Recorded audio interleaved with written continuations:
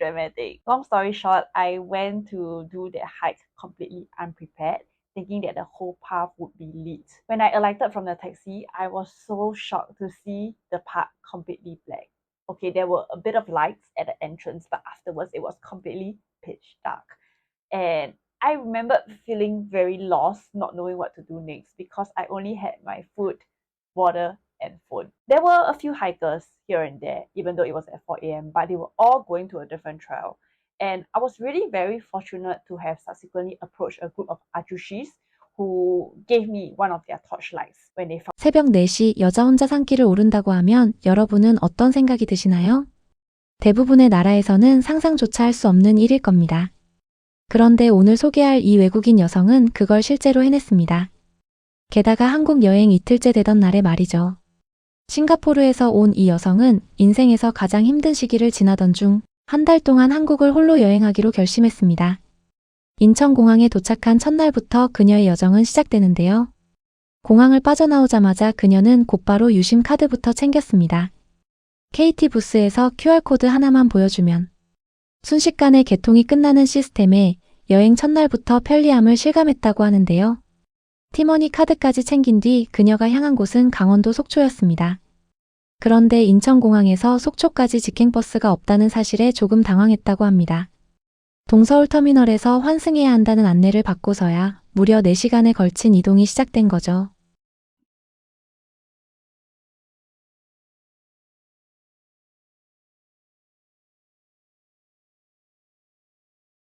Hey guys, I'm in Dongso Bus Terminal right now. I just bought my ticket and I'll be heading towards Sokcho Intercity Terminal because that's where my hostel is close to. It has been a pretty confusing morning actually. The bus driver dropped me at one of the bus stops and I was just standing there wondering what to do next. And even when I look at my Kakao Maps, I think I'm not using it correctly.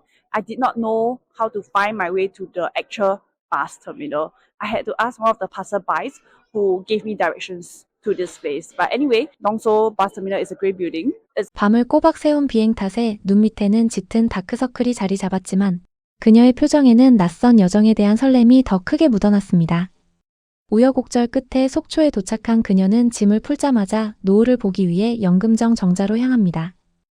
Did a bit of makeup, got changed, and I'm now heading to Yeongjong Pavilion to catch the sunset. It's about 5:20 p.m. now. From my hostel to the lake is about a 20-minute walk. I hope I can catch the sunset just in time. But for now, I'm enjoying the weather in Sokcho. It's amazing. It's 18 degrees. 숙소에서 걸어서 20분, 저녁 5시 20분쯤 도착한 그곳에서 그녀를 맞이한 건 붉게 물든 하늘과 선선한 바닷바람이었습니다. 기온을 확인하며 18도라고 중얼거리는 그녀의 표정에는 여유와 설렘이 동시에 묻어났는데요. 저녁에는 속초 관광수산시장에 들러 오랜 전통의 호떡집 앞에 길게 늘어선 줄에 자연스럽게 합류합니다. 낯선 나라에서 낯선 음식을 사 먹기 위해 망설임 없이 줄을 서는 모습에서 여행에 대한 그녀의 열린 마음이 느껴집니다. 그리고 다음날 새벽 그녀는 이번 여행의 하이라이트라 할 수 있는 설악산 국립공원으로 향합니다. 목적지는 울산바위 새벽 일출을 보기 위한 산행이었는데요. 그런데 택시에서 내리자마자 그녀는 예상치 못한 광경에 그대로 얼어붙고 맙니다. 입구에 조명이 조금 있었을 뿐 등산로 안쪽은 완전한 암흑이었습니다. 전 세계 어디를 가도 유명 관광지. 등산로에는 가로등 하나쯤 있을 거라 생각했던 그녀에게는 그야말로 충격적인 순간이었죠. 손에 쥔 건 오직 물과 약간의 간식뿐 손전등 하나 없이 이 캄캄한 산길을 올라야 하는 상황이었습니다.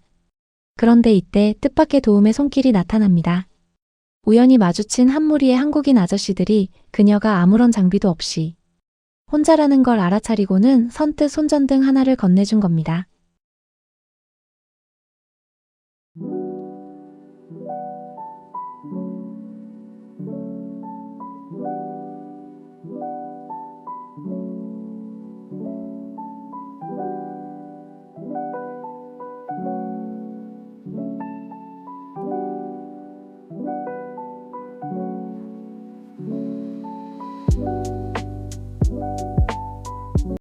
손전등 하나의 의지에 그녀는 다시 산길을 오르기 시작합니다. 그런데 진짜 두려움은 이제부터였습니다. 울퉁불퉁한 바위와 가파른 계단보다 더 무서웠던 건 칠흑같이 어둡고 고요한 산속에 자신 혼자라는 사실 그 자체였다고 그녀는 회상합니다. 한국 여행 겨우 이틀째였던 그녀의 머릿속에는 온갖 부정적인 생각들이 스쳐 지나갔는데요. 동물이 나타나면 어떡하지? 사람이 갑자기 튀어나오면 어떡하지? 차라리 여기서 포기하고 내려갈까 하는 생각도 수십 번 들었다고 합니다. 2시간이라는 시간 동안 그녀는 오로지 자신의 숨소리와 발소리에만 의지한 채 걷고 또 걸었습니다. 그리고 잠시 쉬어가려던 순간 아까 손전등을 건네줬던 그 아저씨가 다시 그녀 앞에 나타납니다. 별다른 대화도 없었습니다. 그저 그녀를 향해 씩 웃어 보이고는 인사를 건넸을 뿐인데요. Comes out. There were a lot of moments where I also told myself that, hey, maybe it's time to turn back and give up. But I decided to just persevere. And after 2 hours, I rested for a while. And that was when the Ajushi appeared. It's funny though, because we didn't really talk. He was also alone. All he did was to come up to me, to smile and greet. And that was enough to give me that glimmer of hope. Hey, this is not the time to give up. And I'm about to reach. 결국 그녀는 다시 걸음을 재촉했고 정확히 일출 시간에 맞춰 정상에 도착하는 데 성공합니다.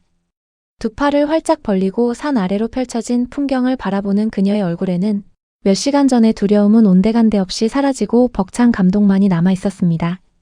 붉은 태양이 능선 위로 서서히 떠오르는 그 장면 앞에서 그녀는 한동안 말을 잇지 못했다고 하는데요.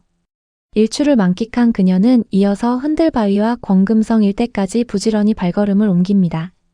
출렁이는 현수교 위에서 두 팔을 벌리고 환하게 웃는 모습에서는 조금 전까지의 공포는 이미 까맣게 잊은 듯 보였습니다. 그리고 산길 어딘가에서 그녀는 또 한 번 한국인들의 정을 느끼게 되는데요. 등산객 무리가 나눠 마시던 막걸리와 손수 부친 파전을 그녀에게도 아무렇지 않게 나눠준 겁니다.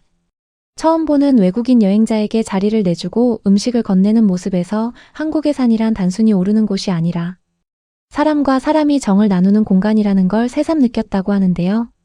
정상에서 일출을 만끽한 뒤 하산하던 길 그녀는 또 다른 한국인 등산객 무리와 마주칩니다.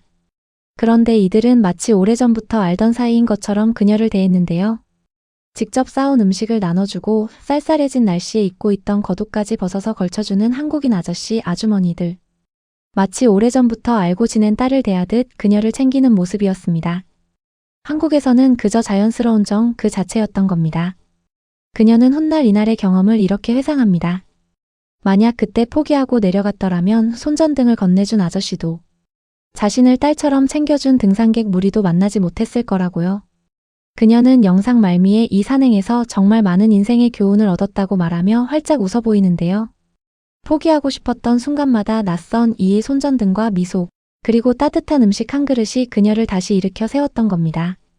그러면서도 그녀는 혹시 이 산행을 준비하는 다른 여행자가 있다면 자신처럼 준비물 없이 무작정 오르지는 말라고 당부하는 것도 잊지 않았습니다. 산행을 무사히 마친 그녀는 촬영을 마무리하며 이날 하루 동안 무려 15km 3만 걸음을 걸었다고 털어놓습니다. 14시간에 걸친 강행군이었지만 정작 그녀의 얼굴에는 후회보다 뿌듯함이 훨씬 크게 자리하고 있었습니다. 혹시라도 같은 코스에 도전할 여행자가 있다면 등산화까지는 필요 없어도 손전등만큼은 절대 잊지 말라며 자신과 같은 실수는 하지 않길 바란다는 진심 어린 조언도 덧붙였는데요. 그녀의 이 한마디에는 두려움 속에서도 결국 해냈다는 자부심과 함께 낯선 이들의 친절에 대한 깊은 고마움이 함께 묻어 있었습니다. 처음 만난 외국인에게 망설임 없이 손전등을 건네고 겉옷을 벗어 걸쳐주고 그저 웃어주는 것만으로 다시 걸어갈 힘을 준 한국인들. 우리에게는 그저 등산로에서 마주친 사람에게 베푸는 사소한 친절이었을지 몰라도 누군가에게는 인생을 바꾸는 순간이 될 수도 있다는 것. 오늘 이 영상이 다시 한번 보여주는 것 같습니다. 영상 끝까지 시청해주셔서 진심으로 감사드립니다. 구독과 좋아요는 영상 제작에 큰 힘이 됩니다.